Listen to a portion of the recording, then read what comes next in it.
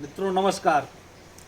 मित्रों, वास्तव में कहा जाता है कि लक्ष्य अगर सर्वोपरि हो तो तारीफ और आलोचना और विवेचना का कोई मतलब नहीं होता। और आज दौर भी उसी का है। आज हमारे साथ हैं हमारे अपने बड़े भैया के लड़के, हमारे भतीजे। हम दो भाई हैं और बड़े भैया घर पे रहते नहीं, हैदराबाद रहते हैं, आंध्र प्रदेश। और भैया के लड़के हैं हमारे साथ हैं। तो मैं चाहूँगा कि आपसे परिचय करवाऊँ और हैदराबाद आंध्र प्रदेश रहकर वहीं पढ़ाई करते हैं। और एक बात और मैं बता दूं कि इनको 4 भाषा का ज्ञान है: हिंदी, भोजपुरी और अंग्रेजी और तेलुगु। तो मैं सबसे पहले चाहूँगा कि आपसे अपना परिचय बताएं। आप सभी को नमस्कार। मेरा नाम अभिनय सिंह है। मैं डिग्री फर्स्ट ईयर कंप्लीट कर रहा हूँ अभी, और मैं हैदराबाद तेलंगाना में रहता हूँ। मैं अच्छे से 3 भाषा बोल सकता हूँ और कई भाषाओं को समझ सकता हूँ। और अंकल जो भी पूछेंगे मैं उसका सवाल अपने तरह से अच्छे से देने की कोशिश करूँगा। चलिए, बहुत अच्छी बात है। और वास्तव में सच्चाई यही है कि बिना मेहनत के कुछ होने वाला तो है नहीं, लेकिन जो मेहनत करता है वो पाता भी है। तो आप मेहनत कर रहे हैं तो बहुत अच्छी बात है। तो सबसे पहले मैं शुरू करता हूँ हिंदी भोजपुरी से। तो जैसे भोजपुरी में हाल चाल लेते हैं, गांव में कैसे बात करते हैं? भोजपुरी में बोलेंगे कसो मर्दे का हलवा नीमन लगा था कि नहीं खे। बहुत बढ़िया। अच्छा, इसी को हिंदी में कैसे बोलेंगे? और सब बढ़िया है भाई, क्या चल रहा है, सब ठीक है। अच्छा, और जैसे हम इसी को इंग्लिश में कैसे बोलेंगे? How are you fine, is everything good. अच्छा, जैसे अब आप तेलुगु में बोलिए। ఏ బాగున్నావారా, అంతా బాగుందా, మంచిగా ఉందా, తిన్నావా తినలేదా।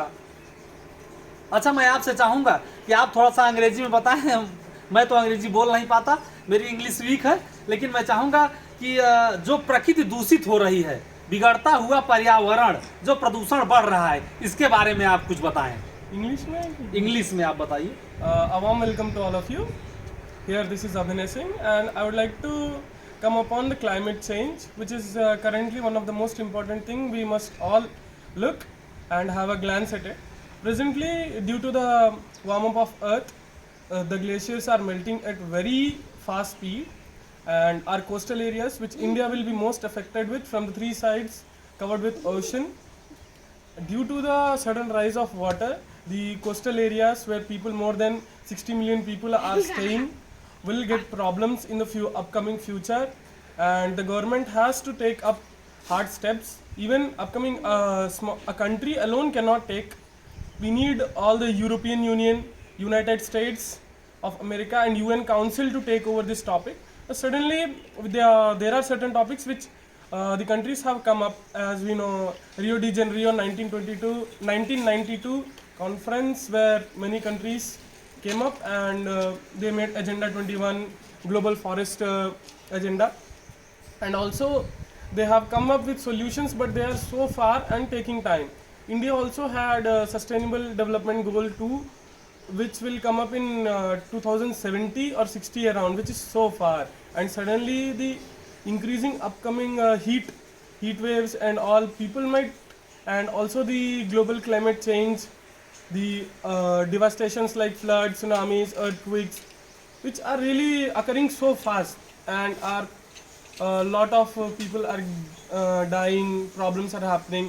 So we must all look at this seriously and understand. Thank you so much.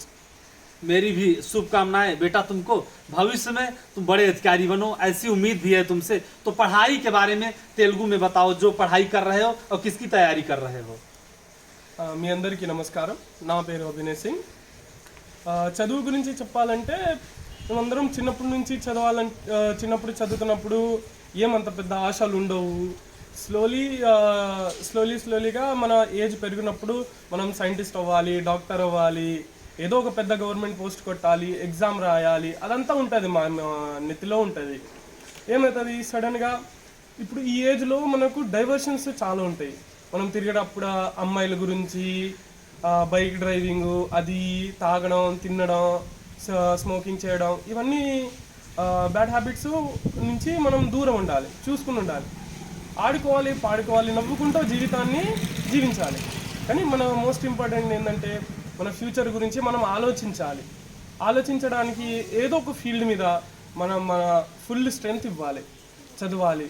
మనం ఏమైనా డాక్టర్ అవ్వాలంటే నీట్ ఎగ్జామ్ కొట్టాలి, ఇంజనీర్ అవ్వాలంటే ఐఐటి జేఈ కొట్టాలి, సైంటిస్ట్ అవ్వాలంటే మనం ఎయిమ్స్లో అయినా లేకపోతే డిఆర్డిఏలో ఎగ్జామ్ కొట్టాలి. ప్రతిదానికి ఏమంత ఈజీ లేదు. ఈజీ లేదంటే మనం హార్డ్ వర్క్ చేస్తే ఈజీగా రాయొచ్చు ఎగ్జామ్.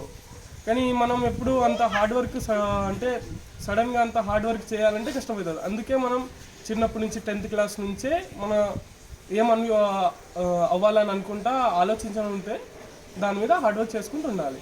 इसको शार्ट में हिंदी में बताओ. बहुत हमारे मित्र ऐसे होंगे जो अब जानना चाहते होंगे कि तेलुगु में हमने सुना लेकिन हिंदी में कम शब्दों में हिंदी में आप बताने. सभी को नमस्कार, मेरा नाम अभिनय सिंह है. मैंने ज़्यादा कुछ तेलुगु में बोला नहीं, बट हाँ मैं आपको हिंदी में समझा देता हूँ क्या बोला मैंने बोला कि हम लोग जब छोटे बच्चे रहते हैं तो हमें इतना समझ नहीं रहता कि क्या करना है क्या नहीं करना है. जैसे जैसे हम लोग बड़े होते रहते हैं, हमको ये बनना है, डॉक्टर बनना है, इंजीनियर बनना है, डीआरडीओ का साइंटिस्ट बनना है, नासा में जाना है, बहुत कुछ आशाएं रहती हैं और माता पिता की आशाएं भी रहती हैं. तो क्या है कि मतलब हम लोगों का यही एक बेस टाइम है जब हम लोग 10th क्लास से डिग्री तक का टाइम बहुत इंपॉर्टेंट रहता है. ये 5 साल या तो आप कष्ट कर लीजिए और आगे सुखी रहिए, या सुखी रहिए और बाकी 60 साल कष्ट कीजिए. सिंपल में इतनी ही बात है. यही टाइम है, आप लोग हार्ड वर्क कीजिए और जो बनना है उसके लिए अपनी मेहनत कीजिए. धन्यवाद. वास्तव में बहुत बड़ी बात है. तो मैं एक चीज़ और पूछना चाहूँगा, और वास्तव में लगन से आप पढ़ाई कर रहे हो तो निश्चित है एक न एक दिन आगे जाओगे. कैसा कहा जाता है ना कि कर्म धिकार से माँ फलेश कदाचन है. जैसा कर्म करेगा इंसान वैसा फल देगा भगवान. यह है गीता का ज्ञान. वास्तव में सच्चाई यही भी है. लेकिन कर्म से लोगों को पीछे नहीं हटना चाहिए. तो मैं अगली बात आपसे पूछूंगा कि आप बताने की कृपा करें कि वास्तव में एक खुशहाल फैमिली की रूपरेखा कि कैसे हो. वास्तव में समस्याएं तो सबके पास है.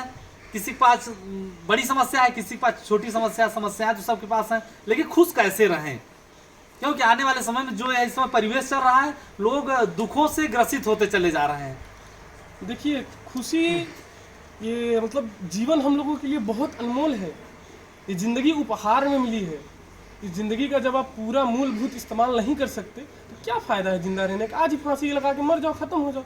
लेकिन क्या है ज़िंदगी का सबसे अनमोल रत्न खुशी. खुशी को पाने क्या है ना, एक दरवाज़ा है जिसके पीछे खुशी छिपाई गई है और उस दरवाजे में पूरा दर्द ही लिखा हुआ है. जब तक हम लोग उस कष्टदायक समय से गुजरेंगे नहीं, दर्द से गुजरेंगे नहीं, उस खुशी का मूलभूत अधिकार हमें नहीं मिलेगा. और कहने बात कि फैमिली में खुशी कैसे चाहिए, तो क्या है कि सबका अलग अलग काम है. ये मत सोचो कि मेरा काम बड़ा है उनका काम छोटा है. अगर ऐसा लगता है तो कभी अपने पिताजी का जूता पहन के जाओ, बाहर घूम के आओ, तो समझ में आएगा कितना वजन है.